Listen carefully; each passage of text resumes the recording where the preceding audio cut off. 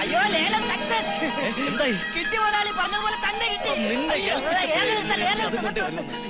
നടന്നത് മുഴുവൻ വിശദമായിട്ട് പറ. നടന്നത് മുഴുവൻ വിശദീകരിച്ച് തന്നെ പറയാം. പറയാം. ആദ്യം നമ്മുടെ ലെവനില്ലേ, കോട്ടപ്പടി കുട്ടപ്പൻ, അവൻ 14,000 രൂപ വിളിച്ചു. എന്നിട്ട് ഞാൻ വിട്ടില്ല. ഞാൻ തീപ്പെട്ടി എടുത്തൊരു ബീഡി കത്തിച്ചു. കണ്ണമാലി കരീം 13,333 വിളിച്ചു. അപ്പൊ ഞാൻ ബീഡി കളഞ്ഞ് സിഗരറ്റ് കത്തിച്ചു. അപ്പോഴും വായിൽ മുറുക്കാനുണ്ടായിരുന്നു. You don't worry. Ponnarimangalam Paulose 14,444 വിളിച്ചു. ഞാൻ വിട്ടുവാ.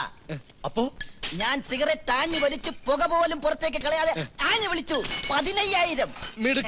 നിനക്ക് ഞാൻ സമ്മാനം തരുന്നു. സമ്മാനം തരാൻ വരട്ടെ. ഒന്ന് വേഗം പറയടാ. പറയാം. വാശി എന്റെ ഒരു വീക്ക്നെസ് ആണെന്ന് മുതലാളിക്ക് അറിയാലോ. കോട്ടപ്പടി കുട്ടപ്പൻ 18,550 വിളിച്ചപ്പോ ഞാൻ 20,000 വിളിച്ചു. 1000 പോയി. 1000 പോയാൽ എന്ത് വേണ്ട മുതലാളി? ഒടുവിൽ ഞാൻ 35,000 ഉറപ്പിച്ചു. 30,000 വിളിക്കാൻ നിന്റെ അപ്പം കാശന്റെ കൊണ്ടുവന്നിരിക്കുന്ന ഭയങ്കര ചതിയായി പോയല്ലോ മുതലാളി. ഞാനല്ല ചതിച്ചത്, എന്റെ കൂടെ വിളിച്ചവരാ.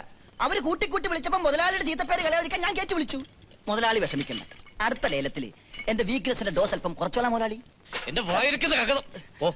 അപ്പൊ നാളെ കണ്ണമാലി ലേലത്തിന് പോണ്ടേ? കണ്ണമാലി അല്ല, കണ്ണമാലി അല്ലേ?